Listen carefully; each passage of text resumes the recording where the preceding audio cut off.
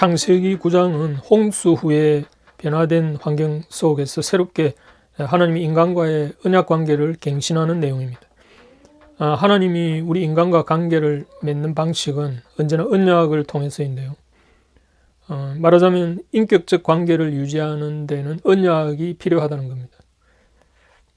한번 생각해 보십시오. 만약 하나님이 인간을 자신의 명령에 순종하기만 하는 로봇 같은 존재로 창조했다면 하나님은 그런 인간과 인격적인 관계를 맺을 수 없을 겁니다.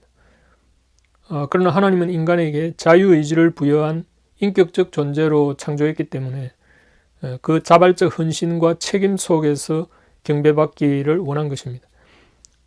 바로 이 자발적 헌신과 책임적 존재로 관계를 유지하기 위한 장치가 언약이란 것입니다.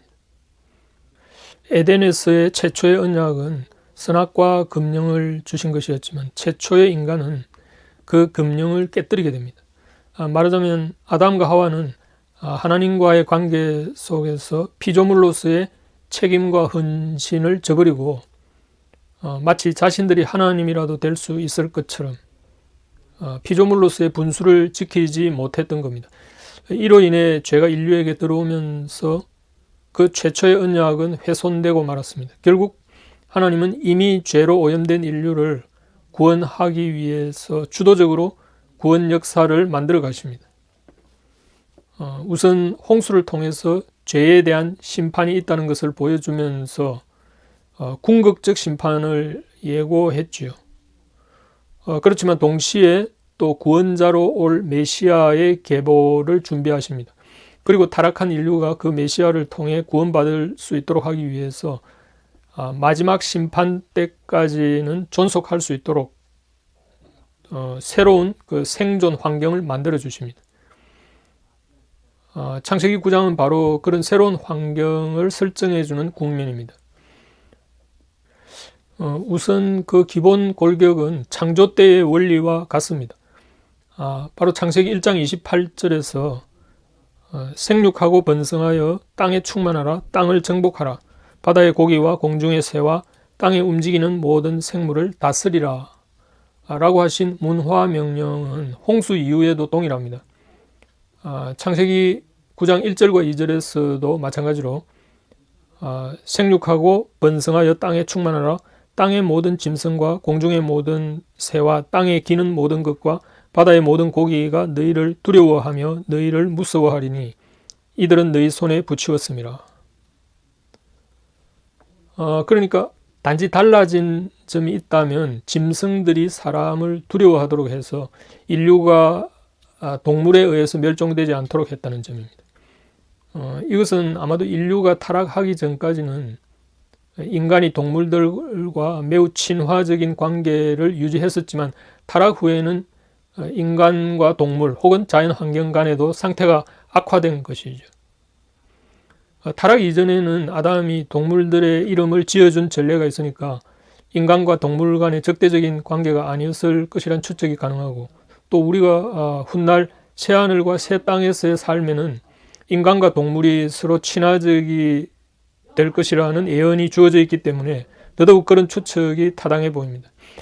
아무튼 타락 이후에 이 적대적인 환경 속에서 인간이 생존할 수 있도록 짐승들로 하여금 사람을 두려워하도록 만든 것은 하나님의 인간에 대한 배려가 아닐 수 없습니다. 게다가 창조 시에는 인간에게 채소를 먹거리로 주셨는데 이제 동물도 잡아먹을 수 있도록 허용한 점입니다. 아마도 이것은 에덴에서의 환경 속에서는 채소만으로도 인류가 생존하는 데 충분했지만 타락 후에는 자연 환경도 악화되었기 때문에 이제 인류도 육식을 통해서 변화된 환경 속에서 생존토록 한 것으로 보입니다. 그리고 창세기 9장에서 하나님이 세우신 새로운 질서 가운데 우리가 주목할 점은 6절 말씀입니다. 그러니까 무릇 사람의 피를 흘리면 사람이 그 피를 흘릴 것이니 이는 하나님이 자기 형상대로 사람을 지었음이니라 라는 말씀입니다. 이 구절은 사실 개인의 자유와 인권 그리고 정의와 평등의 가치를 담고 있는 인류의 가장 위대한 헌장이 아닐까 생각합니다. 말하자면 이 구절은 인간에게 사형 제도를 허용한 최초의 말씀이기도 한데요. 이것은 나중에 모세율법의 동해보복법으로 명문화된 것이기도 합니다. 성경은 인류가 타락하면서 가인이 동생 아벨을 죽인 이후에도 가인 계열의 그 폭력적인 살인 사건에 대한 기록들을 볼 수 있는데요. 모두 약육강식이 판을 친 고대 세계의 그 야만적인 역사를 반영하고 있습니다. 바로 이러한 타락한 인류의 상황에 대처하도록 한 것이 바로 동해보복법의 질서라고 하겠습니다. 말하자면 생명에는 생명으로, 눈에는 눈과 같은 이런 동해보복법은 단순히 어떤 피해를 보복하는 야만적인 복수가 아니라 이 법의 정신은 인간은 모두 평등한 존재라는 것. 그래서 신분에 의해서 받았던 모든 불평등이나 연좌제 같은 연대 책임 등의 부당함을 천명하고 피해 보상의 적정성을 규정한 것이기 때문에 당시에 그 약육강식이 판치던 고대 세계에는 거의 상상할 수 없는 법이었죠. 뿐만 아니라 이 동해보복법은 그 적정한 피해 보상 원리에 따라서 상호 공정한 거래 관행과 소유권 확립 등으로 모든 개인이 공평한 기회와 경쟁을 가능토록 한 매우 근대적인 입법이었던 겁니다. 이것은 인간이 하나님의 형상을 지닌 존재이기에 모두 고귀한 존재라는 것. 그러니까 천부인권 사상이 기초된 그런 법입니다. 그러나 성경에서 유래된 이 법이 종교개혁 이후에 천부인권을 기초로 해서 근대 자유민주국가가 수립되기까지는 역사상 한 번도 제대로 시행된 적이 없었다는 건데요. 이 사실은 아이러니하게도 성경의 이 사상이 얼마나 위대한 사상인지를 반증하고 있는 겁니다. 제가 왜 아이러니하다는 말을 하는가 하면 이런 뜻입니다. 흔히 성경을 고대의 그 캐캐묵은 문서로만 알고 있는 사람들이 많지 않습니까? 심지어 성경을 신화나 전설 같은 이야기로 치부하는 사람도 적지 않습니다. 그러나 성경을 제대로 공부하게 되면 성경의 사상만큼 오늘날 자유와 인권 그리고 정의와 평등의 가치를 담고 있는 가장 현대적인 책은 달리 없다는 사실이라는 겁니다. 혹자는 성경의 동해보복법은 이미 그보다 앞서 바벨로니아의 하무라비 법전에 나온 것을 모세가 성경을 기록할 때 차용한 것 아니냐고 핀잔을 줄지도 모르겠습니다. 시기적으로 보면 하무라비 법전이 조금 앞서 기록된 것은 맞습니다. 물론 모세는 애굽의 왕자로 당대의 모든 학술을 연마하도록 하나님이 애굽의 왕궁에서 40세까지 훈련시켰기 때문에 그가 성경의 첫 5권을 기록할 때 하무라비 법전의 자료도 이미 연구했을 것으로 생각합니다. 그러나 성경에 기록된 생명에는 생명으로, 눈에는 눈, 이에는 이라는 동해보복법과 하무라비 법전의 동해보복법은 그 법전의 문구는 동일하지만 그 이면의 사상은 180도 다릅니다.